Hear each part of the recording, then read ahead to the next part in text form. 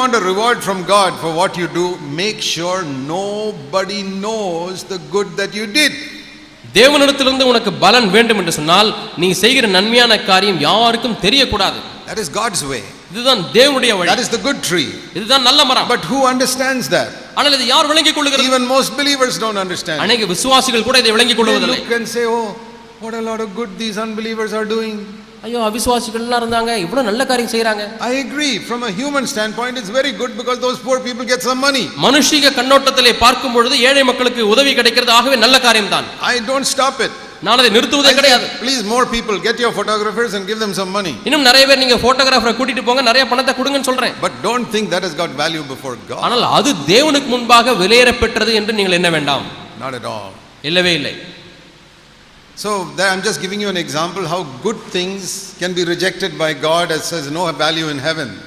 ஆகவே நல்ல காரியங்கள் தேவனாலே நிராகரிக்கப்பட முடியும், அதற்கு பரலோகத்திலே மதிப்பில்லாமல் போவதற்கு ஒரு உதாரணத்தை நான் உங்களுக்கு சொன்னேன். You can pray and it will have no value in heaven. நீங்கள் ஜெபிக்கலாம், பரலோகத்தில் அதற்கு மதிப்பே இல்லாமல் போகலாம். Because you're praying to impress somebody or to tell some people. நீங்கள் யாரிடத்திலாவது சொல்லுவதற்காக அல்லது மக்களை கவருவதற்காக ஜெபிக்கிறீர்கள். For more than 30 years people have asked me, 30 ஆண்டுகளுக்கு அதிகமாக ஜனங்கள் என்னை கேட்டிருக்கிறார்கள், Brother Zach, how do you pray and what is the secret of your prayer life? சகோதரர் jack அவர்களே, நீங்க எப்படி ஜெபிக்கிறீங்க, உங்களுடைய ஜெப வாழ்வின் ரகசியம் என்ன? How do you study the Bible? எப்படி வேதத்தை படிக்கிறீங்க? I have never told anybody. நான் யாருக்கும் சொன்னதே கிடையாது. Do any of you know anything about it? இங்க இருக்கிற யாராச்சும் நான் எப்படி ஜெபிக்கிறேன், எப்படி வேதம் வாசிக்கிறேன் தெரியுமா? Have I ever fasted in my life? என் வாழ்க்கையில இதுவரைக்கும் உபவாசம் எடுத்து ஜெபித்திருக்கிறேன் நான் கூட உங்களுக்கு தெரியாது. Do any of you know? யாருக்காவது தெரியுமா? You're not going to know that from me. என்னிடத்திலிருந்து உங்களுக்கு ஒரு காலம் தெரிய போவதில்லை அது. Because then there is no value in heaven. அப்படி உங்களுக்கு தெரியுமே, ஆனால் பரலோகத்தில் அதுக்கு மதிப்பில்லை. Everything we do before God must be in secret. நாம் தேவனுக்கு முன்பாக செய்கிற ஒவ்வொரு காரியமும் அந்தரங்கத்திலே செய்யப்பட வேண்டும். That is why the new covenant is better. ஆகவே தான் புதிய உடன்படிக்கை விசேஷித்தமானது. The new covenant is a hidden life, a secret life. புது உடன்படிக்கை என்பது ரகசியமான அந்தரங்கமான மறைக்கப்பட்ட ஒரு வாழ்க்கை. Jesus said, what the Father sees in secret, He will reward openly, other people will see the fruit. அந்தரங்கத்திலே பார்க்கிற உன் பிதா எல்லாருக்கும் தெரியும்படி வெளியரங்கமாய் பலன் அளிப்பார். See Matthew chapter 6. மத்தேயு 6ஆம் அதிகாரம். The last part of verse 4, your Father who sees in secret will repay you. 4ஆம் வசனம், மத்தேயு 6:4, அந்தரங்கத்தில் பார்க்கிற உன் பிதா தாமே உனக்கு வெளியரங்கமாய் பலன் அளிப்பார். Verse 6 last part, your Father who sees in secret will repay you. 6ஆம் வசனம் கடைசி பகுதி, அந்தரங்கத்திலே பார்க்கிற உன் பிதா வெளியரங்கமாய் உனக்கு பலன் அளிப்பார். Verse 18 last part, 18ஆம் வசனம் கடைசி, your Father who sees in secret will repay you. அந்தரங்கத்தில் பார்க்கிற உன் பிதா உனக்கு வெளியரங்கமாய் பலன் அளிப்பார். Why did the Lord say it 3 times? ஏன் 3 முறை ஆண்டவர் சொல்கிறார்? The Father must see something in secret. அந்தரங்கத்திலே பிதா ஒன்றை உன்னிலே பார்க்க வேண்டும். And the repayment will be public. அங்கே பலனளிக்கிற காரியம் வெளியரங்கமாய் பொதுப்படையாக நடைபெறும். What does the Father see in secret in your life? உன்னுடைய வாழ்க்கையில் அந்தரங்கத்திலே பிதா பார்க்கிற காரியம் என்ன? It's like a tree. அது ஒரு மரத்தை போல. Do you know what is the most important part of a tree? ஒரு மரத்தின் முக்கியமான பகுதி எது தெரியுமா? It's not the branches. அது கிளைகள் அல்ல. It is the roots which you cannot see. நீங்கள் பார்க்க முடியாதபடி மறைந்திருக்கிறதான அந்த வேர் தான். Are the roots good roots that is collecting water from somewhere? அங்கே இருக்கக்கூடிய நல்ல வேர்கள் எங்கிருந்தோ தண்ணீரை உறிஞ்சிக் கொண்டே இருக்கிறது. And if it gets that water, those roots will make everything in the tree green.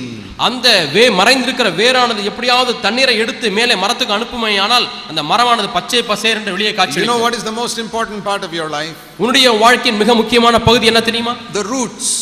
வேர்கள். Which is the most important part of this building? இந்த கட்டடத்தின் முக்கியமான பகுதி எது தெரியுமா? Underneath, which you cannot see. நீங்கள் பார்க்க முடியாமல் கீழே இருக்கக்கூடிய அஸ்திபாரம். Foundation. அஸ்திபாரம். If that foundation is not strong, I would not like to stand here. அந்த அஸ்திபாரம் உறுதியானதாய் இல்லாமல் இருந்தால் நான் இங்கே நிற்க பயப்படுவேன். My dear brothers and sisters, என் அருமையான சகோதர சகோதரிகளே, the most important part of the tree is the root. ஒரு மரத்தின் மிக முக்கியமான பகுதி அதனுடைய வேர். What comes from selfishness can never be good, even if it is tsunami relief in God's eyes. தேவனுடைய பார்வையிலே அது சுனாமிக்கு நீங்கள் செய்யக்கூடிய உதவியா இருந்தாலும் கூட அது சுயநலத்திலிருந்து வறுமையானால் அது நல்லதே அல்ல. In God's eyes. தேவனுடைய பார்வையில். In man's eyes, so many things are good. மனிதனுடைய பார்வையில் நிறைய காரியங்கள் நல்ல காரியங்களா இருக்கிறது. Even a crooked businessman who cheats people and makes money, they appreciate him. ஒரு தொழிலதிபர் இருக்கிறார், அவர் தன்னுடைய வியாபாரத்தில் ஏமாற்றி பல முறைகள் தவறான முறைகளை கையாண்டு பணம் சம்பாதிக்கிறார். They will praise crooked politicians. The world has got a different sense. அவர்கள் எல்லாம் இந்த உலகமானது பாராட்டும் மெச்சிக்கொள்ளும். மிகவும் நல்லவர், மிகவும் தயாள குணமுள்ளவர் எல்லாம் பாராட்டும்.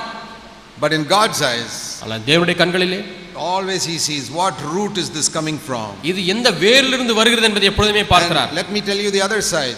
இன்னொரு பகுதியை நான் சொல்லுகிறேன். If you do something out of love, நீங்கள் அன்பினாலே ஒன்றை செய்வீர்களானால், even if you make a mistake, அதிலே ஒரு தவறை செய்தாலும் கூட, and men criticize you, ஜனங்கள் உங்களை பார்த்து குற்றம் சொன்னாலும் கூட, God says very good. தேவன் சொல்லுகிறார் மிகவும் நல்லது. Hasn't that happened to us many times?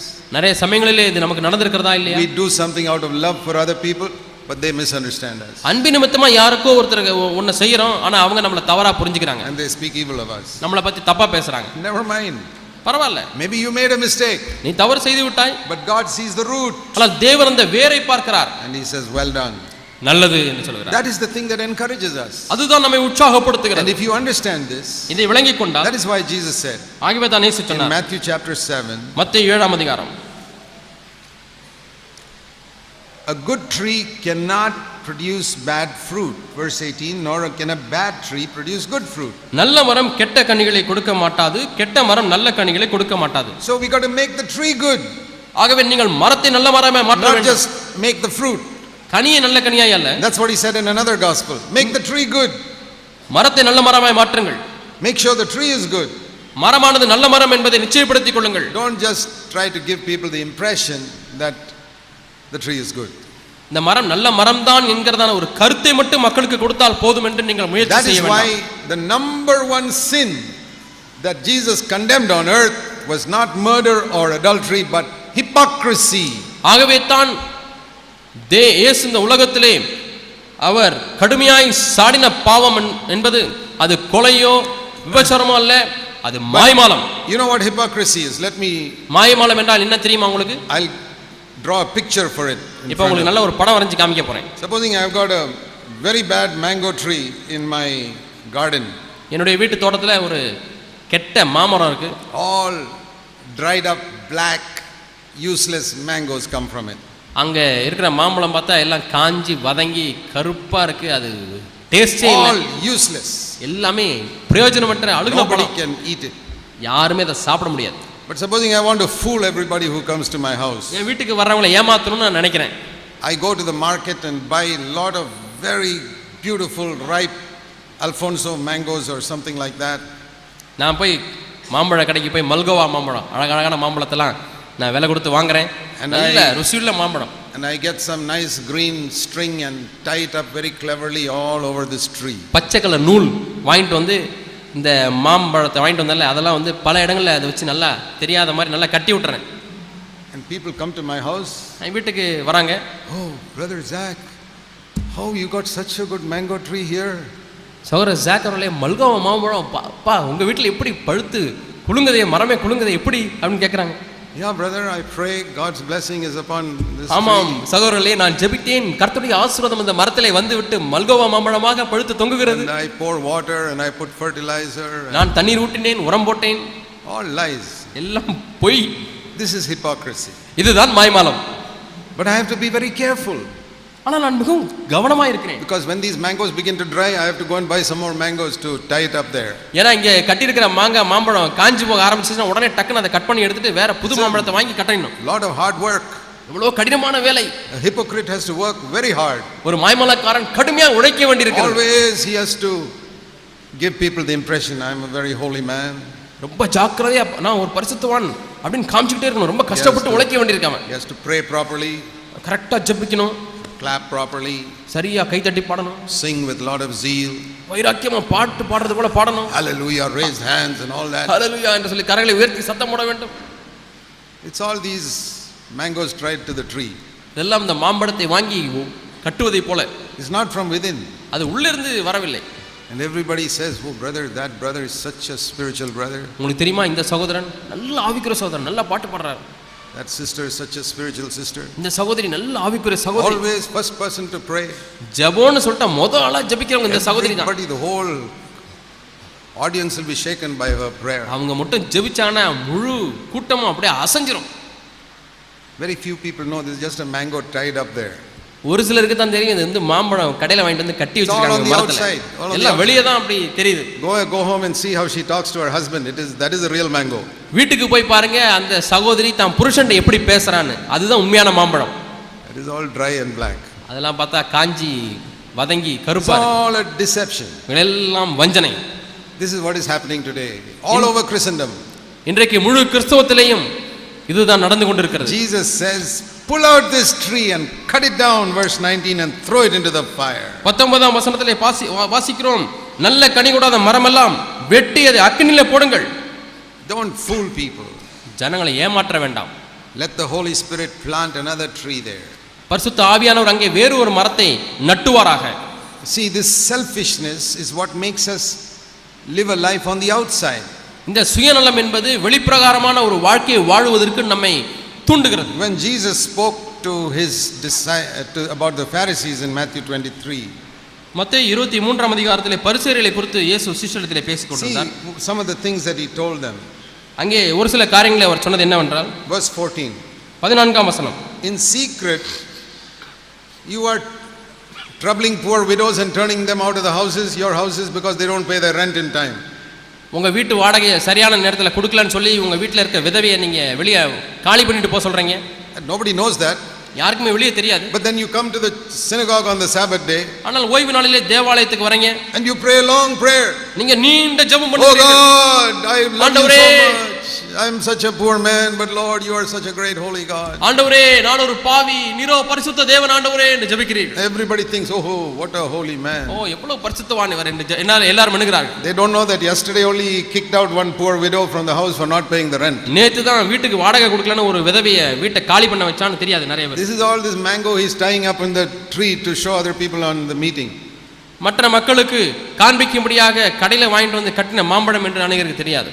And then Jesus said, verse 25, 25ஆம் வசனம், you clean the outside of the cup, but the inside is all full of robbery and self-indulgence. நீங்கள் பாத்திரத்தின் வெளிப்புறத்தை சுத்தமாக்குகிறீர்கள், உட்புறத்திலோ அவைகள் கொள்ளையினாலும் அனிதத்தினாலும் நிறைந்திருக்கிறது. See, outside, வெளிப்பிரகாரம், all those who are concentrating on the outer life,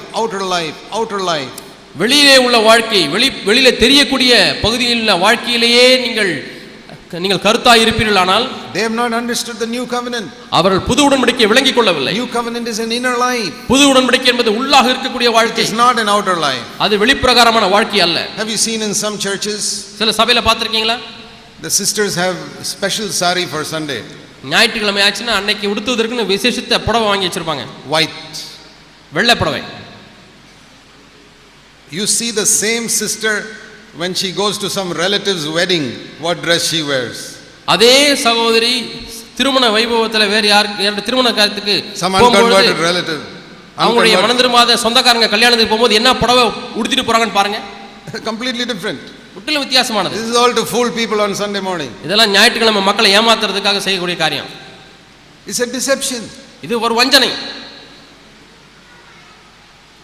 They'll take off their ornaments when they come here to the meeting and they wear it when they go to work. இங்க வரும்போது நகையெல்லாம் கழட்டிடுவாங்க, ஆனா வேலைக்கு போகும்போது மாட்டிக்குவாங்க. What is this? இது என்ன? It is all on the outside. எல்லாம் வெளிப்பிரகாரமான காரியங்கள். And that is because those sisters know that in our church the important thing is the outside. அது ஏன் அப்படி செய்றாங்கன்னா, நம்முடைய சபைகளிலே முக்கியமான காரியம் வெளியே இருக்கக்கூடிய காரியம்ன்றதை அவங்க புரிஞ்சுக்கிட்டாங்க. So they know how to do this action to impress their pastor or whatever it is. I am such a holy sister. ஆகவே தங்களுடைய பாஸ்டரையும் மற்ற விசுவாசிகளையும் எப்படி நம்ம பரிசுத்தமான சகோதரின் காண்பிக்கிறதுன்றதை அவங்க தெரிஞ்சிருக்காங்க.